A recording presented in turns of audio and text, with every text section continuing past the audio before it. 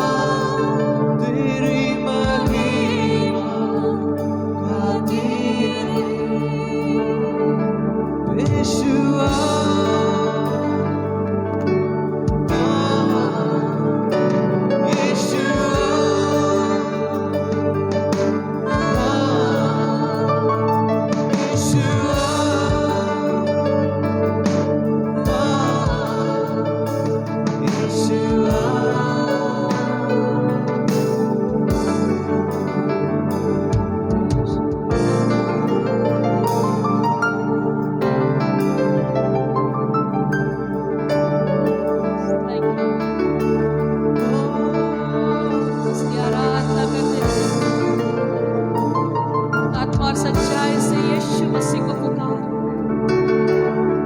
धन्यवाद यीशु, धन्यवाद। हमारी हर बात प्रभु तुझे महिमा देने वाला, हमारी हर सांस परमेश्वर पिता तेरी स्तुति करने वाला। धन्यवाद करते हैं प्रभु। हम तुझे महिमा और आदर देते हैं। हम तेरी स्तुति तेरी बढ़ाई करते हैं। शबानी रबा रबा सेके रिबिना संदर गदर कंदर लबा रबा सेके दे दे दे शगदी रगदर गदी रगद बदर बदी रकंदर लबा रबा सगदी गर कर रक दे दे मेरे रबा। धन्यवाद यीशु, धन्यवाद यीशु। उसकी आराधना करते रहो, यीशु मसीह को ऊंचा और ऊंचा उठाते रहो। आपके शब्दों के द्वारा उससे महिमा और आदर देते रहो। शाख पर अपनी रंग मुझे, रूप अपना यीशु दे मुझे, जलाल का निवर्धन बना। आकार दे अपने हाथों से, तेरी मर्जी हो पूरी मुझसे, एक ऐसी मशक मुझको बना। शाख पर अपनी रंग मुझे, रूप अपना यीशु दे मुझे, जलाल का निवर्धन बना।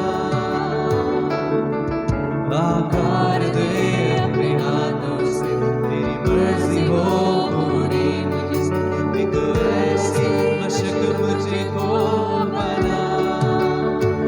फरियाद ये तुझसे खुदा, मुझको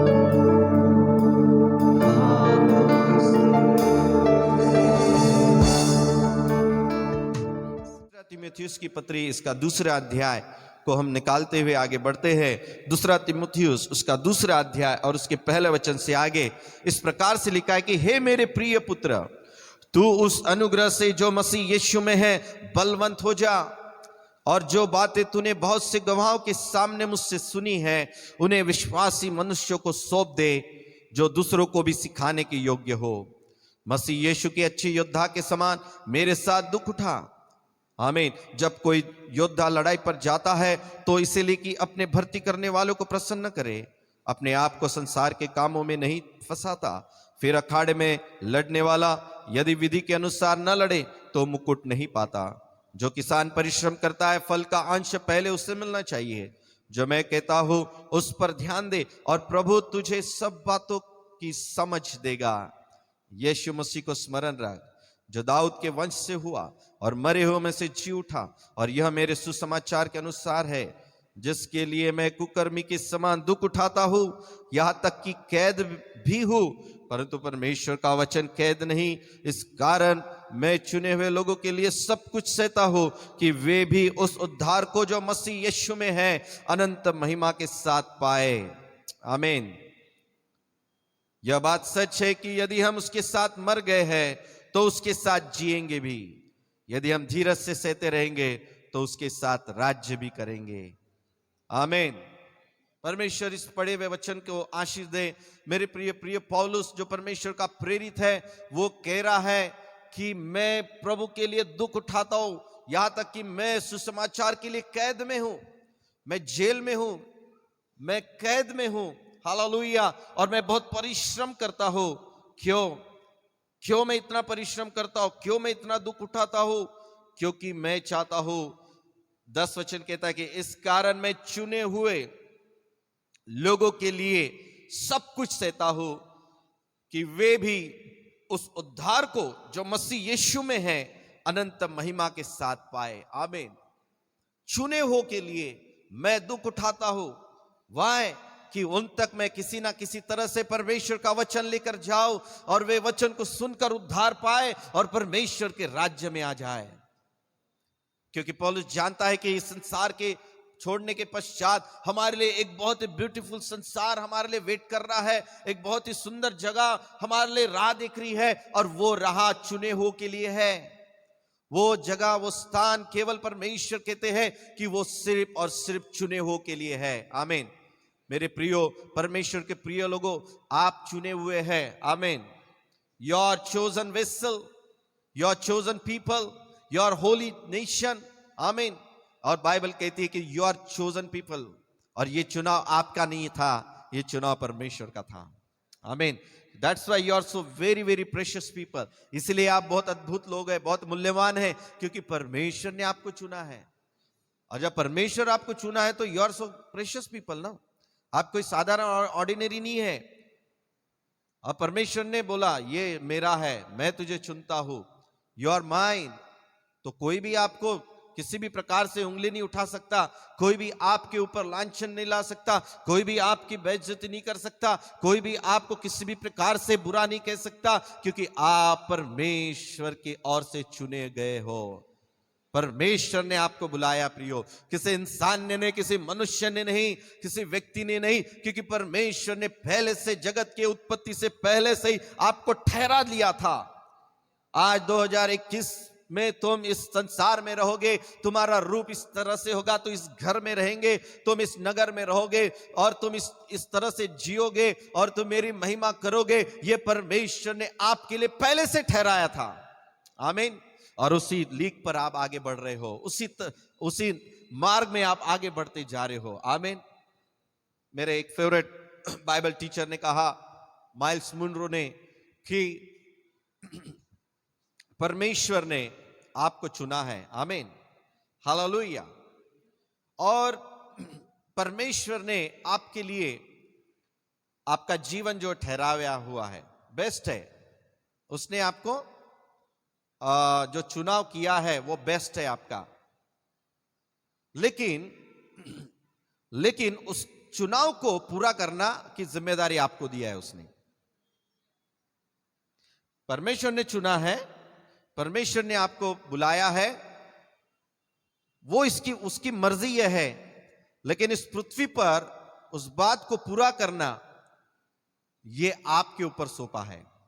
हालेलुया। एक उदाहरण के लिए बताया उन्होंने कि माता पिता अपने बच्चों को इंजीनियर बनाना चाहते हैं, कोई डॉक्टर बनाना चाहता है, कोई टीचर, कोई नर्स बनाना चाहता है, कोई ग्रेजुएट उसको करना चाहता है किसी यूनिवर्सिटी से, और वो उसे उस यूनिवर्सिटी में भेजते हैं पढ़ाई करने के लिए। उसके पढ़ाई के लिए लगने वाला सारा पैसा, प्रबंध, वो सब कुछ करते हैं। वो चाहते हैं, वो देखते हैं कि मेरा बेटा ग्रेजुएट हो गया है, मेरा बेटा इंजीनियर हुआ है। इसी के दर्शन के साथ वो भेजते हैं, राइट। वो पैसा लगाते हैं, वो फीस भर देते हैं, और आपका दाखिला आपका एक अच्छे कॉलेज में, यूनिवर्सिटी में हो जाता है। अब आप चले गए उस यूनिवर्सिटी में, आप वहां पर पढ़ना चालू किए हैं, लेकिन आप पढ़ना छोड़कर, आप कॉलेज के लेक्चर अटेंड करना छोड़कर, यदि आप घूमते रहोगे, यदि आप दोस्तों के साथ मस्ती करते रहोगे, आप यदि पढ़ाई नहीं करोगे, हालेलुया, तो क्या होगा? आप उस बुलाहट को पूरा कर पाओगे? जो बात के लिए आपको चुना गया है, वो पूरा हो सकेगा आपकी जिंदगी में? नहीं होगा। इसलिए परमेश्वर ने यदि चुना जरूर है, लेकिन उस चुनाव को पूरा करना आपकी जिम्मेदारी है। यदि वो स्कूल में अटेंड नहीं करता, वो कॉलेज में जाता नहीं ठीक से, वो यदि वो अपने पढ़ाई को ठीक से, एग्जाम्स को लिखता नहीं है, तो मेरे प्रियो, इसमें माता पिता की गलती नहीं है। माता पिता ने तो एक अच्छा दर्शन रखा है, माता पिता ने तो एक अच्छी बुलाहट उसके लिए दिया है, माता पिता ने तो एक अच्छा चुनाव उसके लिए दिया है, उसके लिए प्रोविजन किया है, उसके लिए फाइनेंसेस दिया है, सब दिया है, लेकिन पूरा करने का जिम्मेदारी उस बेटे पर या उस बेटी पर है। यही है वो कि प्रभु ने आपको बुलाया है, प्रभु ने आपको चुना है, प्रभु ने आपको उसके राज्य के लिए ठहराया है, लेकिन उस राज्य में प्रवेश करना, उस राज्य में बने रहना, उस राज्य के प्रति वफादार रहना, ये आपकी जिम्मेदारी है। इसके लिए कोई भी आपको आकर बचा नहीं सकता। इस बात के लिए कोई भी आपकी पढ़ाई आकर कोई दूसरा नहीं कर सकता। आपको आपका ही विश्वास, आपका ही जीवन आपको संभालते हुए जाना है। आपका भाई यदि प्रभु में नहीं चल रहा है, तो वो जिम्मेदार नहीं है आपको पीछे ले जाने के लिए। यदि आपके माता पिता यदि प्रभु को पीछे नहीं चल रहे हैं, तो वो जिम्मेदार नहीं है आपको आगे ले जाने के लिए। यदि आपके पासबान ने आपको छोड़ दिया होगा या भूल गया होगा, तो आपका पासबान नहीं है जिम्मेदार आपको आगे ले जाने के लिए। You are responsible for yourself. आपको आपकी मंजिल तक पहुंचने के लिए, आपको आपका लक्ष्य हासिल करने के लिए कोई भी जिम्मेदार नहीं। यू आर, आप स्वयं हो, और आपको ही वो मंजिल पार करते हुए आगे बढ़ना होगा। आप किसी को भी दोष देकर ये नहीं कह सकते, ओ मैं कलीसिया में अब नहीं जाऊंगा, मैं अभी आज से बाइबल नहीं पढ़ूंगा, ओ प्रभु मेरी दुआओं को तूने सुना नहीं था, मेरे उस भाई को तूने चंगा नहीं किया था, तूने प्रभु जी मेरे पास बान ने मुझे डांट दिया था। आपका ये कोई बहाना आपको आगे नहीं ले जा सकता। ये सब होते रहेगा, लेकिन ये सब होने के बावजूद भी आपको चाहिए कि आप अपने जीवन के उस लक्ष्य को आगे आगे बढ़ते हुए आगे बढ़ना होगा। हालेलुया। कल हमने मरकुस रचित सुसमाचार उसके दूसरे अध्याय में से अध्ययन किया था, और हमने देखा था कि किस तरह से वो चार मित्र, वो चार दोस्त लोग, जिनके पास में मेरे प्रियो इतना स्ट्रगल था, इतनी तकलीफ थी कि वो अपने एक दोस्त को जो पैरालिटिक है, जो लकवे का मारा हुआ है और जो बेड पे पड़ा हुआ है, उसको यीशु तक पहुंचाना, उसको यीशु तक पहुंचाना, उसको यीशु तक पहुंचाने के लिए आसानी नहीं थी। आज आप एक फोन कर देते हो, आज आप लोगों को जाकर कहते हो आप प्रभु यीशु के पास आइए आइए, लेकिन आप उसके लाने के लिए कितनी मेहनत करते हो, ये इंपॉर्टेंट है। आप बड़े आसानी से कहते हैं, ओ भाई ये नहीं आ रहा, ओ भाई वो नहीं सुन रहा है, ओ भाई वो ध्यान नहीं दे रहा है। मेरे प्रियो, आप अभी तक उस व्यक्ति के लिए कुछ भी आपने नहीं किया है, आपने अभी तक कोई मेहनत उसके लिए नहीं किया है। ये चार मित्र, बाइबल कहती है कि उन्होंने उसको चारपाई से अपने कांधे पर उठाकर वो उन्होंने यात्रा किया। हालेलुया। यदि आज आपको किसी की मदद करना है, कुछ करना है, तो आप बहुत सोचेंगे, बहुत बहुत परेशान हो जाएंगे। लेकिन इन्होंने, मेरे प्रियो, इन्होंने अपने कांधे की परवाह नहीं की कि हमारे कांधे कितने दर्द देंगे, हमको पैदल चलना होगा, हमारे पाँव में कितना तकलीफ हो जाएगी, हमारा शरीर रीति से किस तरह से हमें क्या हो जाएगा मालूम नहीं। इन सब की उन्होंने परवाह नहीं किया। उन्होंने अपने मित्र को उठाया और वो यात्रा पे निकल गए। हालेलुया। यीशु मसीह जहाँ है वहां तक पहुंचना है उसको। उसके बाद में बाइबल बताती है कि वहां जाने के बाद में भी ऐसा नहीं कि उनका स्वागत किया गया, अरे बाप रे इतने दूर से ये आए और एक खटिया पर एक मरीज को पकड़ के ला रहे हैं, तो चलो इनको पहले जाने दो, इनको पहले इनको आगे लेके जाने दो। कोई भी उनको आगे जाने के लिए तैयार नहीं था, कोई भी नहीं हट रहा था वहां से। बाइबल बताती इतनी भीड़ थी यीशु मसीह जहां पर थे उस घर के आसपास में कि उनको वहां से यीशु मसीह तक आना, यीशु की नजर को उसके तरफ पहुंचाना ये आसान नहीं था। ये लोगों से रिक्वेस्ट कर रहे, ये लोगों को कह रहे कृपया हमें जाने दीजिए, हमारा दोस्त झोला छा यहां पर अभी झोले का मारा है, यहां पर ये लकवे से पड़ा हुआ है, हम बड़े थके हुए हैं, हम देखो कैसे चारपाई में इसको लेकर आए। ओ भाई साहब, कोई भी जाने देने के लिए तैयार नहीं, कोई भी हटने के लिए तैयार नहीं। दूसरा व्यक्ति बोलता जाने दे, हट, हम इतनी मेहनत करें, अब हम चले जाते वापस, अब हम नहीं आएंगे दोबारा इनके पास। हो, हमने तो ऐसा सोचा था, हमने तो वैसा सोचा था, हमें तो ऐसी निराशा मिली। मेरे प्रियो, चारों दोस्तों ने बोला नहीं, हम तो यीशु से मुलाकात करवा के ही जाएंगे, हम तो इनकी मुलाकात यीशु मसीह से करवा के ही जाएंगे। और उन्होंने बोला कैसा करे। ओ वेट करते करते शायद थक गए होंगे, परेशान हो गए होंगे, क्योंकि उस भीड़ में शायद कई ऐसे लोग होंगे जो जरूरतमंद थे, जो तकलीफ में थे, वो दूसरों को आगे बढ़ने देना ही नहीं चाहते थे, क्योंकि उनकी ही अपनी जरूरतें बहुत सारी थी। वहां पर आगे में उन्होंने निर्णय लिया। ओ किसी ने तो भी गया और उसने सोचा कि मैं जा यीशु मसीह जिस घर में है, एक में के घर के ऊपर से चढ़ते चढ़ते चढ़ते वो उस घर तक पहुंचा। हालेलुया।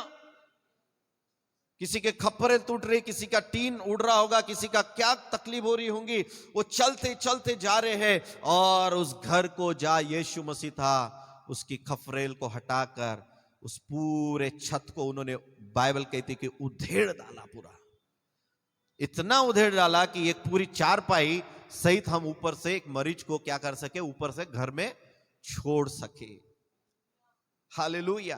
कितना चिल्ला रहा होगा वो घर का मालिक, कितने आस पड़ोसी चिल्ला रहे होंगे, ये कौन, यहाँ अच्छी प्रार्थना चल रही, यहाँ अच्छा मीटिंग चल रहा, ये बीच में क्या कर रहा है, ये कितना तकलीफ दे रहा है, ये कौन वाहियात लोग है, ये कौन से मैनर्सलेस लोग है, क्या क्या नहीं बोल रहे होंगे उनके बारे में। हालेलुया। बट वो तैयार नहीं है, वो अपने लक्ष्य को हासिल करने के लिए किसी की सुनने के लिए तैयार नहीं है, वो किसी भी बात परिस्थिति का सामना करने के लिए वो तैयार है, वो बिल्कुल बिना किसी डरे वो आगे बढ़ते जा रहे हैं, वो आगे बढ़ते जा रहे हैं, वो आगे बढ़ते जा रहे हैं। और आखिर में उन्होंने ये सोचा कि कोई बात नहीं, जितना नुकसान हो गया भाई, चारों दोस्त हम लोग मिल के निपटा डालेंगे, हम लोग पैसा भर डालेंगे इसका, हम नई छत इसकी लगा कर दे देंगे, जो भी नुकसान हो गया हम उठा लेंगे। हालेलुया। ये तैयारी उनकी थी, ये तैयारी के साथ वो गए और यीशु के पास उस मरीज को सामने लाके खड़ा कर दिए। हालेलुया। यीशु ने उस मरीज को नहीं देखा पहले, यीशु ने वो चार मित्रों को देखा। बाइबल बताती है कि यीशु ने मरीज को नहीं देखा, चार मित्रों को देखा, और देखकर उनका विश्वास देखा। उनका विश्वास देखकर ये मरीज से कहा, तेरे पाप क्षमा हो गए, चल उठ, अपनी खटिया उठा और चलने लग। आमीन। मिरेकल वाह हो गया।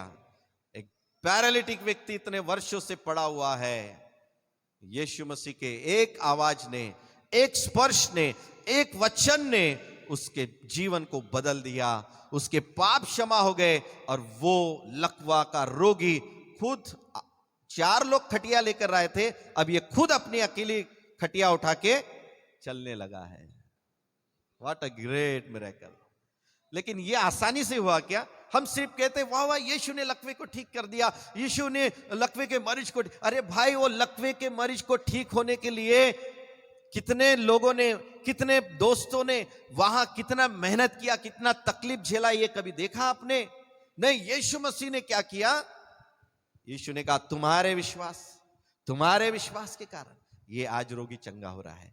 तुम्हारे इस मेहनत के कारण, तुम्हारे इस एफर्ट्स के कारण, तुमने जो सब कुछ लगा दिया दांव पर, उसके कारण ये व्यक्ति ठीक हो रहा है। आमीन, हालेलुया। मेरे प्रियो, परमेश्वर के यीशु मसीह के पास लाने के लिए पौलुस यह कह रहा है कि मैं चाहता हूं कि लोग बचाए जाए, मैं चाहता हूं कि लोगों का उद्धार हो। जो चुने हैं, जो परमेश्वर ने जिनको बुलाया है, उनको मैं बचाऊं, उनको मैं छुड़ाऊं। और मैं इसके लिए कैद में हूं। मैं इतना दुख उठाता हूं। मुझे बार बार सताया जाता है, मुझे बार बार मारा जाता है, मुझे कई बार चाबुकों से मारा जाता है, मुझे बार बार बेतों से पीटा जाता है, कई बार मुझे पकड़ के जंगल में मार के मर गया सोच के फेंक दिए जाता हूं। लेकिन फिर भी मैं अपने काम को जारी रखता हूं। मैं अपने दर्शन को पूरा करना छोड़ता नहीं हूं। मसीहत ये है मेरे प्रियो। मसीहत ये नहीं कि संकट आया तो जाके घर में जाके चुप गया, तकलीफ आ गया तो भाग गया, और परेशानी है तो अभी हम चर्च नहीं आ सकते, परेशानी है तो हम प्रार्थना में नहीं जा सकते। अरे घर में तो बैठ के कर भाई कम से कम। हालेलुया। चर्च छूट गया तो लोगों की प्रभु के साथ में भी संगति छूट जाती है। हालेलुया। ये कौन सा रिश्ता है तुम्हारा रिश्ता धार्मिक रिश्ता है, तुम्हारा रिश्ता परंपरा वाला है। और तुम्हारा यदि धर्म का रिश्ता है प्रभु के साथ, तो वो कभी भी टिकेगा नहीं, और धर्म के साथ ही खत्म होते जाएगा। लेकिन यदि आपका रिश्ता मसीह के साथ आत्मिक रीति से है, तो वो रिश्ता चाहे आप या आए या ना आए, चाहे ये 1 साल बन रहे या 10 साल बन रहे, आप प्रभु के लिए जीते रहेंगे। आपका घर ही आपका कलीसिया होगा, आपका घर परमेश्वर का घर होगा, आपका जिंदगी परमेश्वर का वचन सुनाने का दरवाजा रहेगा। क्योंकि पौलुस कहता है यद्यपि मैं अभी जेल में हूं, पर परमेश्वर का वचन कैद नहीं है। मैं यहां से भी सुनाऊंगा, सारे कैदी सुनेंगे मेरी आवाज। यहां से मैं लिख लिख कर भेजूंगा कलीसिया को, मैं यहां से लिख लिख कर पत्रियों को भेजूंगा, और मेरी पत्री के द्वारा कलीसिया स्ट्रेंथन की जाएगी, मजबूत की जाएगी। लोग उद्धार पाएंगे, लोग चंगाई पाएंगे, लोग छुटकारा पाएंगे। परमेश्वर का वचन कैद नहीं हो सकता। तुम और हम भले कैद में चले जाए, या कैद का मतलब एक समस्या में चले जाए या किसी प्रॉब्लम में चले जाए, बट परमेश्वर का वचन कभी कैद नहीं हो सकता। हालेलुया। लेकिन आपका मन कैद नहीं होना चाहिए। आपका मन कैद हो गया तो फिर आप हर जगह कैदी है। मन से आप स्वतंत्र रहिए। यीशु मसीह ने हमें हमारे मन को स्वतंत्र कर दिया है। हम किसी भी विचारधारा के हम प्रियो उस बंधन में नहीं है। हालेलुया। आज हम ना काले पहनने के बंधन में, ना सफेद पहनने के बंधन में है, ना और किसी चप्पल के बंधन में, ना जूते के बंधन में, ना और किसी के बंधन में। हालेलुया, हालेलुया। We are free in Jesus Christ. हम यीशु मसीह में आजाद है। आमीन। क्योंकि परमेश्वर ने हमें स्वतंत्रता के लिए स्वतंत्र कर दिया है। अपने मन को बदल डालिए, अपने मन को उस प्रकार के ट्रेडिशन से, उस प्रकार के परंपराओं से हटा दीजिए जो आपको मसीह के उस प्रेम और शांति को, उसके आनंद को आपको लेने नहीं देती है। हालेलुया, प्रेज गॉड कि परमेश्वर ने हमें पिछले कुछ लॉकडाउन में हमें इंटरनेट की सुविधा दिया, हमें एक अच्छे से अच्छा हम एक दूसरे के साथ प्रार्थना कर सके, हम जुड़ के रह सके। हालेलुया। बहुत सारे लोग तो प्रतिदिन जुड़कर प्रभु की आराधना करते रहे, लोगों के लिए दुआ करते रहे, और अपने घरों से प्रार्थनाओं को उन्होंने चलाया। अपने घरों से उन्होंने प्रार्थना के द्वारा कई लोगों के लिए प्रार्थना किया, कई लोगों के लिए चंगाई के लिए दुआ किया, कई लोगों के परिवार के लिए प्रार्थना किया। आपने अपने घरों को, आपने अपने परिवार को परमेश्वर का कलीसिया के रूप में आपने उपयोग किया। आमीन, हालेलुया। और यही है असली मसीहत। यही पर परमेश्वर आपको परख के देखता है, यही पर आपकी विश्वास की असली परख होती है। पौलुस या लोगों को लगा कि पौलुस को कैद कर दो तो परमेश्वर का वचन सुनाना बंद हो जाएगा। वो कहता है मेरी कैद में परमेश्वर का वचन कैद नहीं हो सकता। आमीन। कैद से उसने कई लेटर्स लिखे आज हम जो वचन सुन रहे हैं उसमें से कई पत्रियां जो है वो कैद में रहते हुए लिखी गई है। हालेलुया। इसलिए वो कहता है, इस बोल्डली कहता है, सब कुछ हो जाए दुनिया में, परमेश्वर का वचन रुक नहीं सकता। क्यों? क्योंकि उस वचन में क्या है? उद्धार है, सामर्थ है। वह परमेश्वर का वचन जीवित है। बोलिए सब लोग, परमेश्वर का वचन जीवित है।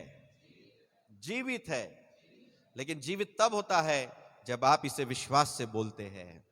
आमीन। यदि वो आपके पास है लेकिन आप उसे बोल नहीं रहे तो बस वो रुका हुआ है, लेकिन जिस दिन आप उसे बोलना शुरू करते हैं वो लाइव हो जाता है। आमीन।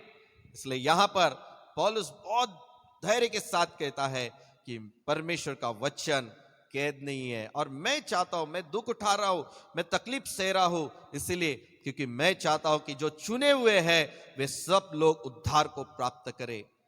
आमीन। फिर वो 12 वचन में कहता है, यदि धीरज से सहते रहेंगे, क्या करेंगे? धीरज से सहते रहेंगे तो उसके साथ राज्य भी करेंगे। इस संसार में आप सबको क्या है? दुख है, अलग अलग प्रकार की तकलीफ है, अलग अलग प्रकार की परेशानी है, सबको है कि नहीं? किसी को शरीर की है, किसी को परिवार की है, किसी को पति पत्नी की है, किसी को भाई बहन की है, किसी को नौकरी की समस्या, किसी को पढ़ाई की समस्या है। और वो आपके अंदर में समस्या क्या लेकर आती है? आपको दुख लेकर आती है। हालेलुया। लेकिन मेरे प्रियो, ये सब कुछ रहते हुए भी आपको आपके धीरज के साथ अपने विश्वास की रखवाली करते हुए, अपने विश्वास को प्रभु के प्रति समर्पित रखते हुए सुसमाचार को कंटिन्यूस बताते रहने के द्वारा आप एक धीरज से सहते रहते हैं। आमीन। सुसमाचार सुनाना, गवाही बताना, ये कभी भी आपके जीवन से बंद नहीं होना चाहिए। एक गार्ड मान लीजिए, मेरे जिंदगी का लक्ष्य है, सभी का, जितने भी लोग मसीह में हैं, जो चुने हुए प्रभु के हैं, उनके लिए जीवन भर मृत्यु के अंत तक गवाही बताना उनके जीवन का आखिरी दम तक लक्ष्य रहेगा। कि वो किसी भी हालत में रहेगा, किसी भी सूरत में रहेगा, वो मसीह की गवाही जरूर देते रहेगा। उसी के लिए प्रभु ने चुना है। और वचन सुनाते सुनाते कोई लोग शहीद हो जाते हैं। वचन सुनाते सुनाते 12 प्रेरितों को और उसके बाद के भी कई प्रेरित लोगों को बिकॉज ऑफ द वर्ड, वचन सुनाने के कारण उनको क्या किया गया? उनको शहीद किया गया। और उनको कई बार बोला, आप वचन बताना बंद करो, आप गवाही बताना बंद करो, आप लोगों को वचन मत बताओ, लेकिन उन्होंने कभी बंद नहीं किया। और जिसका नतीजा यह हुआ कि उन्हें उस समय के शासकों ने, बुरे लोगों ने उन्हें पूरी तरह से मिटा दिया। हालेलुया। लेकिन परमेश्वर का वचन मिट नहीं गया। कई राजा आए, कई सम्राट आए, कई प्रकार के लोग आए संसार में, लेकिन उन्होंने सब ने चाहा कि चलो हम बाइबल को मिटा देते हैं, चलो बाइबल का प्रचार करने वालों को मिटा देते हैं, इनको कैद में डाल देते हैं, इनको एक साथ खत्म कर देते हैं। इन्होंने कई बार कोशिश किया, कई बार इन्होंने कोशिश किया, लेकिन कभी वो मिटा नहीं सके। क्यों? क्योंकि ये जो वचन है, ये जो उद्धार का काम है, वो किसी मनुष्य का नहीं, ये परमेश्वर का है। और जो काम परमेश्वर का है उसे कौन मिटा सकता है? और जो काम परमेश्वर कर रहा है उसको कौन रोक सकता है? कोई भी नहीं रोक सकता, ना वर्तमान ना भविष्य। हालेलुया। ना ऊंचाई ना गहराई, कोई भी बात नहीं रोक सकती है, कोई नहीं रोक सकती है। ना मृत्यु ना जीवन, कोई भी नहीं रोक सकता है। Because it is the word of God. क्या है ये परमेश्वर का वचन है। बोलिए, ये परमेश्वर का वचन है। आमीन। और इसलिए ये कोई कैद नहीं कर सकता, इसे कोई रोक नहीं सकता। परंतु ये वचन के कारण जब आप पर तकलीफ आती है, आप धीरज से सहते रहते हैं, आप धीरज से आगे बढ़ते रहते हैं, आगे बढ़ते रहते हैं। क्या होता है? यीशु मसीह का वचन कहता है, यदि हम धीरज से सहते रहेंगे तो उसके साथ राज्य भी करेंगे। क्या करेंगे? राज्य भी करेंगे। क्या आप चाहते हैं कि आप परमेश्वर के राज्य में राज्य करें? चाहते हैं ना? तो प्लीज आप इस वचन को थामे रहिए जो कहता है कि धीरज से आपको अपने विश्वास को सहते हुए आगे बढ़ना है। धीरज से सहता रहेगा, है ना? क्या करेगा? धीरज से सहता रहेगा। हालेलुया। कई बार लोग बोलते कि क्या मैं ही करूं क्या? ये मत करो। हालेलुया। मत करो, आपको नहीं करना है तो। लेकिन आपको अपॉर्चुनिटी लेना होगा।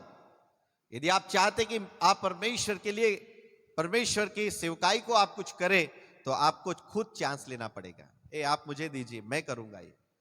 आई wanted to get bless.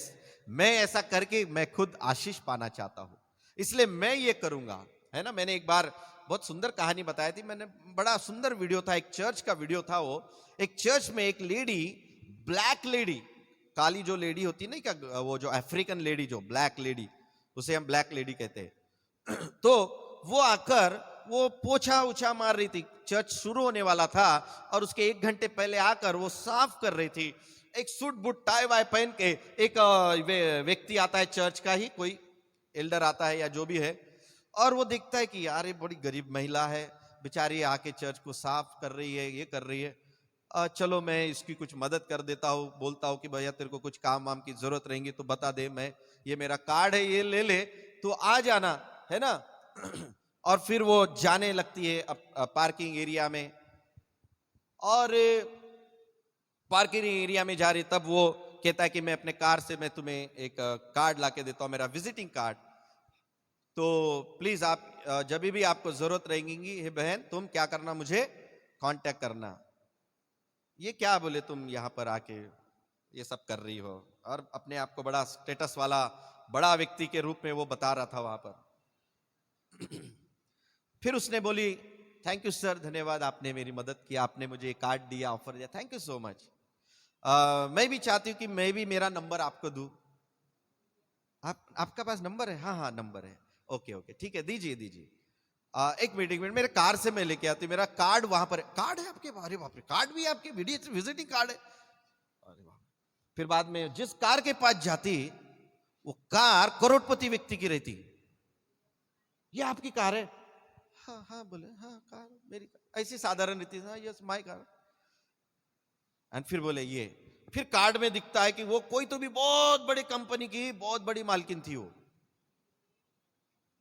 Hello. और वो क्या कर रही है? चर्च शुरू होने के पहले आके चर्च की साफ सफाई कर रही है। हालेलुया।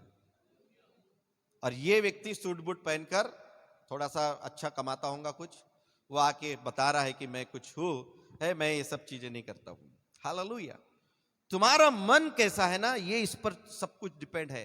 तुम विश्वास कौन सा लेते हो? अरे मैं तो, तुम्हारा विश्वास किस पर है? चर्च पर है, लोगों पर है, पासबान पर है, व्यक्तियों पर है, तो फिर आप कभी भी प्रभु के लिए कुछ भी करने के लिए तैयार नहीं हो सकते। लेकिन जो प्रभु पर सच्चा विश्वास करता है, वही प्रभु के लिए सब कुछ करने के लिए, जो वो कर सकता है, जो उसको करने की उसके पास जो शक्ति है, वो जरूर वो करेगा। आमीन। इसीलिए परमेश्वर का वचन कहता है कि प्रभु ने सबको टैलेंट दिया, सबको टैलेंट दिया। यहां पर 2 अध्याय के हमने शुरू में ही पढ़ा कि इसीलिए हे मेरे पुत्र, प्रेरित पौलुस प्रेरित तीमुथियुस को लिखता है, तू उस अनुग्रह से जो मसीह यीशु में है बलवंत होते जा। परमेश्वर का जो अनुग्रह है उसमें तू क्या हो? बलवंत हो, क्योंकि उसका अनुग्रह ही तुझे आगे बढ़ाएगा। तुझे दुख सहने के लिए, तुझे अपने विश्वास में बने रहने के लिए, तुझे मसीह के लिए सहने के लिए, मसीह के लिए दुख उठाने के लिए, प्रभु के लिए सेवा करने के लिए यदि तुझे कोई सहायता करेगा तो वो है मसीह का अनुग्रह। नहीं तो लोग आएंगे और तुझे क्या करेंगे? सताएंगे, तकलीफ देंगे, और तू सेवा छोड़ के क्या हो जाएगा? भाग जाएगा। इसीलिए तू क्या कर? तू बलवंत हो जा, उस अनुग्रह से बलवंत हो जा जो मसीह यीशु में है। क्योंकि बिना यीशु मसीह के, पौलुस कहता कि मैं भी कुछ नहीं कर सकता हूं। आज मैं जो कुछ हूं वो मसीह में कारण हो, यीशु मसीह मेरे में है। इसमें क्या आप ये विश्वास करते कि आप में सचमुच यीशु मसीह है? यदि है तो फिर आप मसीह के अनुग्रह में आगे बढ़ेंगे और बलवंत हो जाएंगे। कौन सी बातों में बलवंत होंगे? मुजोरी करने के लिए बलवंत होंगे, किसी को मारने के लिए बलवंत होंगे? बलवंत हो जा। किस बात में? प्रभु के अनुग्रह से मसीह के लिए, प्रभु के लिए बलवंत हो जा। आमीन।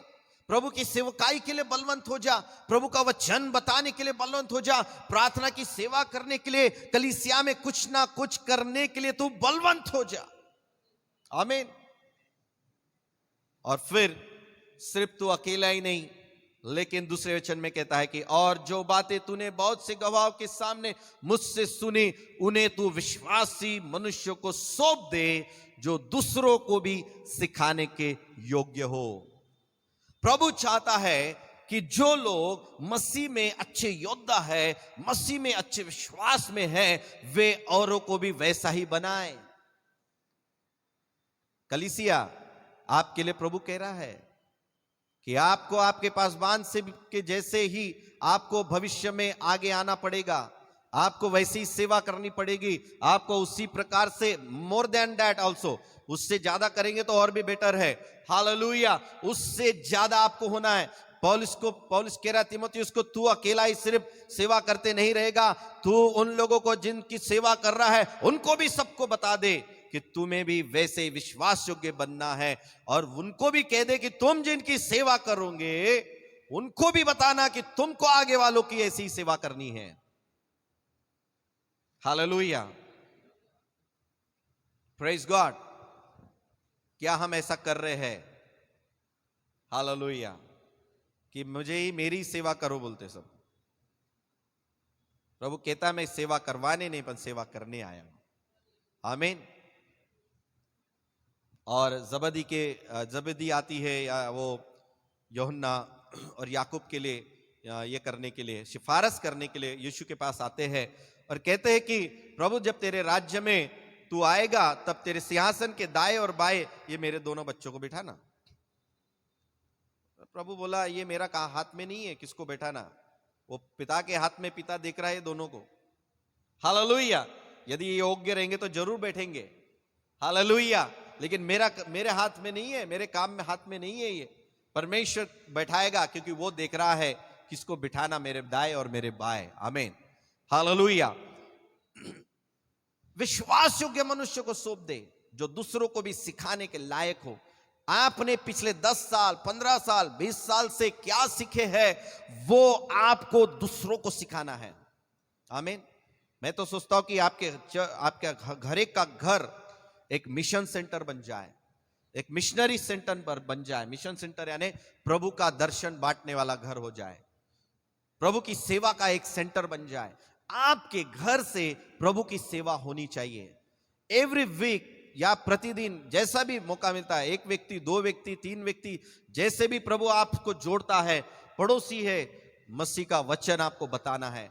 आपके घरों में उनको प्रार्थना के लिए इनवाइट करना है। आपको भी उनके घर में जाकर, यदि वो कहते कि आप आइए, जाइए उनके भी घर में और आप प्रार्थना कीजिए। आपका घर प्रभु की सेवा का घर होना चाहिए। कुछ लोग ऐसे आएंगे जो आपके पास में कहेंगे मुझे नौकरी नहीं है, प्लीज मेरे नौकरी के लिए प्रार्थना करो, नौकरी मिल जाएंगे और भाग जाएंगे, दोबारा नहीं आएंगे। तो आप ये नहीं कहना देखो उसको तकलीफ थी तो आया, उसके बाद भूल गया।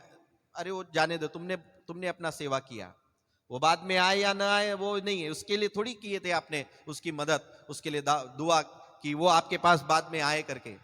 हालेलुया। नो, उसको मसीह मिल गया, उसने मसीह को चख लिया है, अब जाने दो उसको, वो भी जाके उसको बताओ कि तू भी जाके गवाही बता लोगों को। आमीन। हालेलुया। तुम्हारे पास आए या ना आए ये हमारा लक्ष्य नहीं है, वो मसीह से जुड़ जाए ये हमारा लक्ष्य है।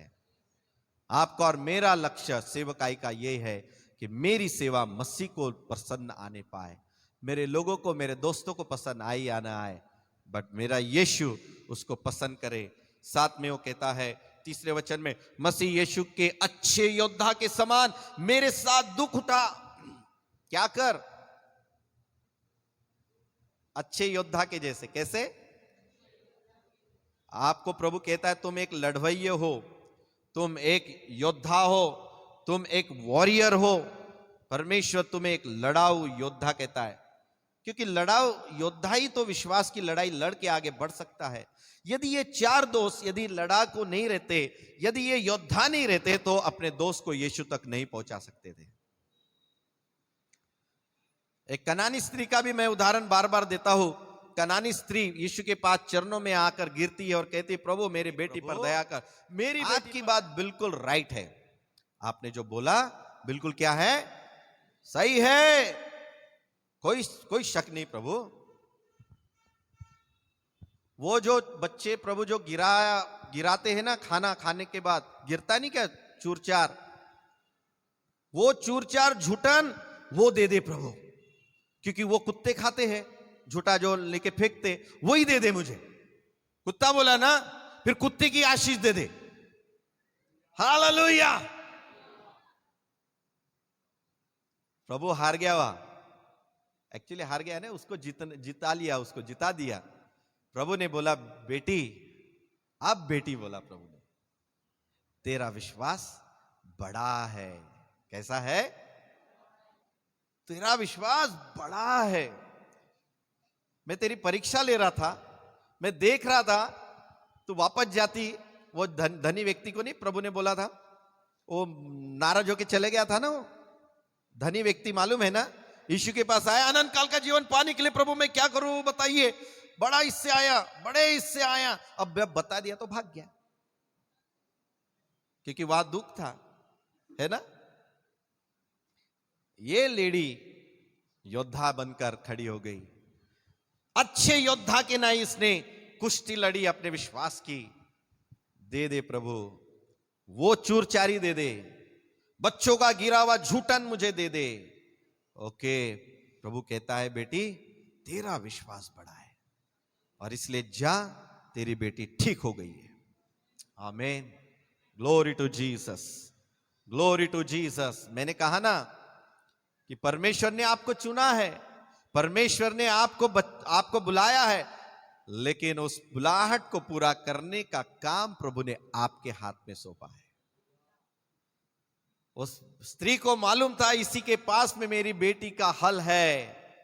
यहां मुझे अभी कितनी भी जिल्लत उठाना पड़े, कितनी भी मन्नतें करना पड़े, मैं करूंगी, मैं करूंगी, मैं लड़ूंगी, एक अच्छे विश्वास के योद्धा के नहीं लड़ूंगी, और मैं अपने लक्ष्य को हासिल करूंगी। एक विश्वासी योद्धा को, हर एक मसीह व्यक्ति को इस लेवल का विश्वासी व्यक्ति बनने की जरूरत है, तो वो उसके जीवन में कोई भी काम असंभव नहीं होगा।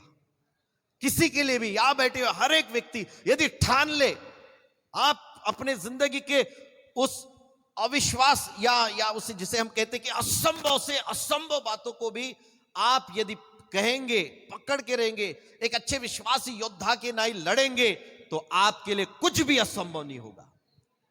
Hallelujah, hallelujah. कुछ भी असंभव नहीं होगा, लेकिन लड़ने की आपके पास में लड़वई की जो एक जज्बा रहता है, वो रहना जरूरी है। हाँ, छोड़ दिया, नहीं जमत, डाल दिया, तुरंत फेंक दिया, बोले छोड़ देते लोग, पट से हट जाते, पट से नाराज हो जाते, पट से बिल्कुल मनोबल गिर जाता। कह रहा है कि एक अच्छे, है ना, योद्धा के नाई, बलवान योद्धा के नाई क्या हो, तू अच्छी कुश्ती लड़, और मेरे साथ तू दुख उठा। जब कोई योद्धा लड़ाई में जाता है तो इसलिए कि अपने भर्ती करने वालों को प्रसन्न करे, अपने आप को संसार के कार्यों में नहीं फंसाता। और फिर अखाड़े में लड़ने वाला यदि विधि के अनुसार न लड़े तो मुकुट नहीं पाता। हालेलुया। आपको विश्वास का जो लड़ाई है, जो प्रभु ने बताया वैसा ही आपको लड़ना है, आपको जरूर मिलेगा। परमेश्वर